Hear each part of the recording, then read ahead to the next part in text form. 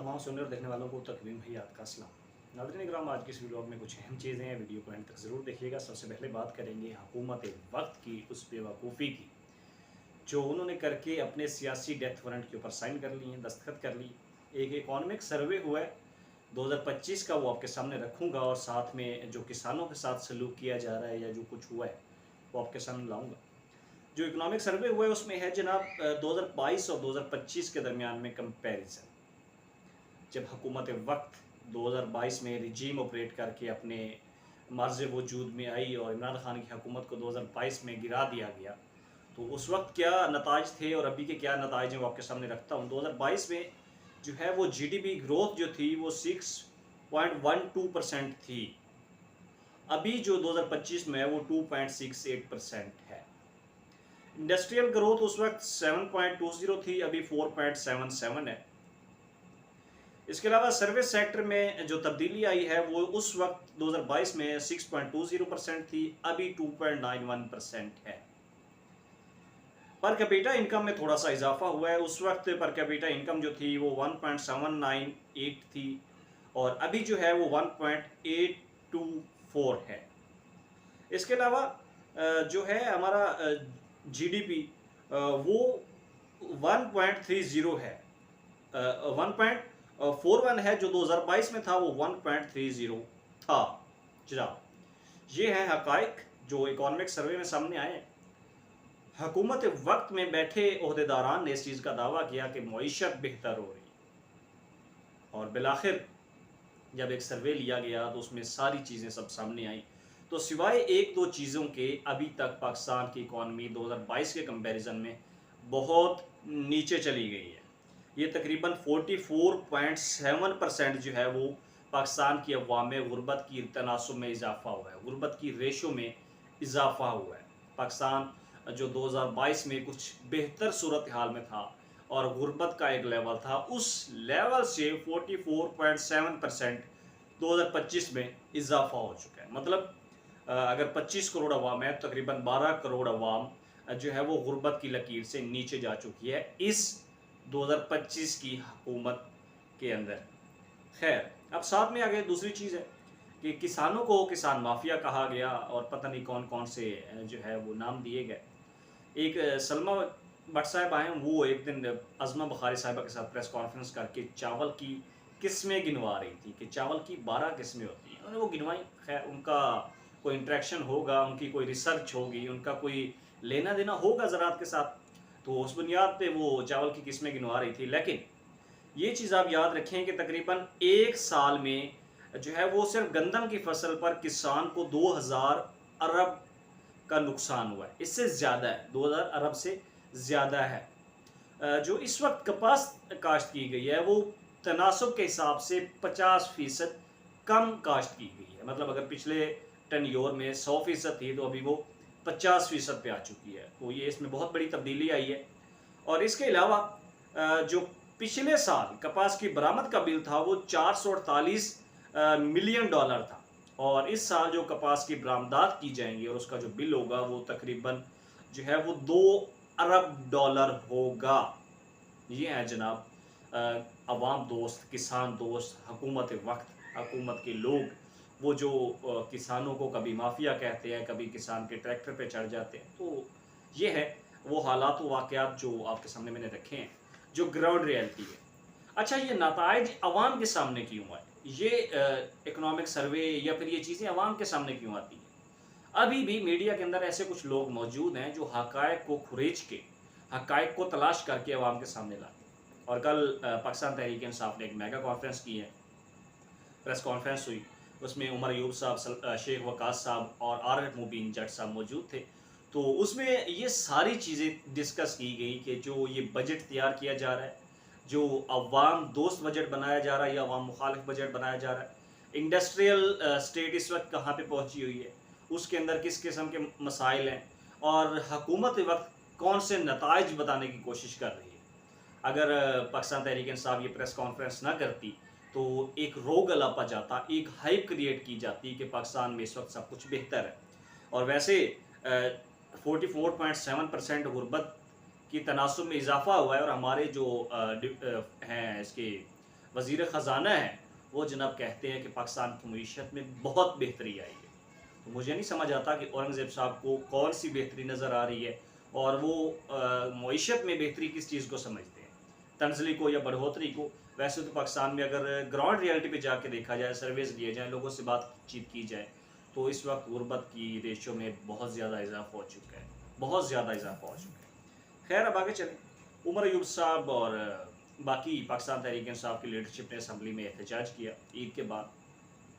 ज़ाहिर है उनका हक बनता है, ये जो बजट आने वाला है उन्हीं का ही हक है कि वो वहाँ पे प्रोटेस्ट करें, अपनी आवाम की नुमाइंदगी वहाँ पे करें, जिन लोगों ने उनको वोट दे के मुंतखब किया। और ये जो चुनतखब नुमाइंदगान हैं जिनको असम्बलियों में बिठा दिया गया, इनके खिलाफ एहतजाज होना चाहिए, और वहाँ पे पूरी पाकिस्तान तहरीक इंसाफ ने किया। जो सबसे एक बेहतरीन चीज़ वहाँ पे सामने आई और बड़ी ज़बरदस्त और महजूज़ होने वाली चीज़ थी, वो ये थी कि अपोजिशन लीडर उमर अयूब साहब ने लेले की तस्वीर पकड़ी हुई है और वो जनाब शहबाज शरीफ साहब के असम्बली में दाखिल होने पे एहतजाज करते।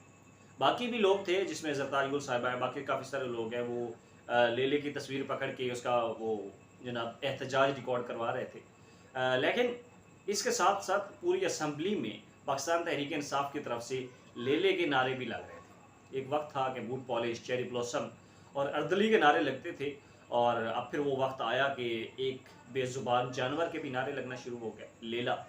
और कुछ अल्फाज ऐसे होते थे कि डिग्गी में बैठ के जाने वाला लेला, तो मतलब इस तरह के अल्फाज वहाँ पे इस्तेमाल किए गए।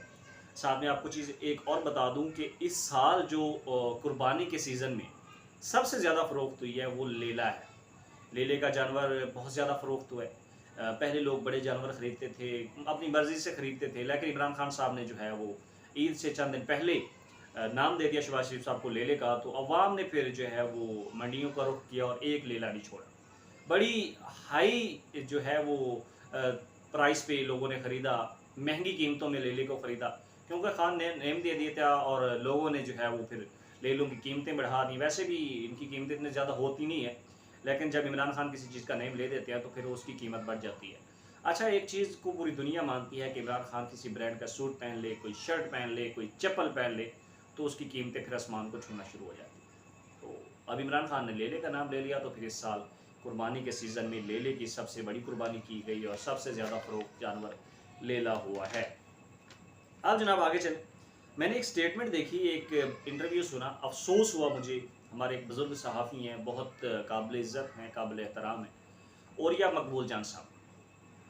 वो उस इंटरव्यू में कहते हैं कि जब मुझे उठाया गया था तो मुझे एक बात की गई थी। कहा जाता था कि तुम्हारे अंदर बहुत ज़्यादा गर्मी है, तुम्हारे अंदर बहुत ज़्यादा तपश है, और तुम ना हर हफ्ते किसी एक लड़की को ले आया करो और उसके साथ अपनी गर्मी को ठंडा किया करो। अच्छा, औरिया मकबूल जान साहब जो है ना, वो एक बुज़ुर्ग सहाफ़ी हैं, बुज़ुर्ग आदमी हैं, बड़े मोतबर किस्म की शख्सियत है, ईमानदार आदमी हैं, और वो हक़ाइक़ दुनिया के सामने लाते हैं, हक़ाइक़ अवाम के सामने लाते हैं। तो वो ये कहते हैं कि मुझे ये मशवरा देने वालों पे बहुत ज़्यादा दुःख है, मुझे इस चीज़ की तकलीफ़ है कि मुझे ये मशवरा दिया गया। अच्छा, पूरी दुनिया को वैसे तो मालूम है, पूरे पाकिस्तान की आवाम को, बच्चे-बच्चे को मालूम है कि औरिया मकबूल जान साहब को किसने उठाया था, उनको किसने अगवा किया था। वैसे इमरान रियाज़ भी इस चीज़ का तज़किरा कर चुके हैं कि इमरान रियाज़ के जब उनको अगवा किया हुआ था, तो साथ में औरिया मकबूल जान को भी उठाया गया, उनको साथ वाले बैरक में रखा गया, उनको मारा-पीटा जाता था। लेकिन मैं आपसे पूछना चाहूँगा, मैं कुछ नहीं कह रहा, मैं सिर्फ़ आपसे पूछना चाहूँगा कि औरिया मकबूल जान साहब को किसने उठाया था, और इस तरह के, इस किस्म के घटिया मशवरे कौन देता है? अगर इमरान रियाज़ की या बाकी लोगों की, बाकी अहबाब की बात को देखा जाए, तो हमारे मुहाफ़िज़ ही हमें उठाते हैं। और अगर हमारे मुहाफ़िज़ हमें एक तो उठा रहे हैं, दूसरा मशवरा दे रहे हैं कि हर हफ़्ते एक लड़की को ले आया करो, अपनी जो है वो गर्मी कम किया करो, तो ये कौन से मुहाफ़िज़ हैं जो ना हमारे माल के, ना हमारी जान के, और ना ही हमारी इज़्ज़तों के मुहाफ़िज़ हैं? ये तो हमेशा से इस चीज़ के हामी रहे हैं कि लोगों की इज़्ज़तें लूटती रहें, और अब हमें मशवरा देते हैं, हमारे बुज़ुर्ग सहाफ़ियों को मशवरा देते हैं कि जनाब आप इज़्ज़तें लूट के हर हफ़्ते नई लड़की ले आके अपनी गर्मी को कम करें। काबिल मज़म्मत है, काबिल अफ़सोस है, और पाकिस्तान जैसे मुल्क में ये नाकाबिल बर्दाश्त है। खैर क्या कर सकते हैं, मुल्क भी उनका, इदारे भी उनके, सारा कुछ उनका, हम तो हैं खामख़ा इसमें। खैर आपको पता है कि पिछले ये जो ईद के 2-3 दिन गुज़रे हैं, तो इसमें एक ईद शो में सुहेल वड़ाई साहब की फ़िज़ा अली की एक डिबेट हुई थी। तो अब वो डिबेट जो है वो ना शिद्दत अख्तियार कर चुकी, मामलात ख़राब हो रहे हैं।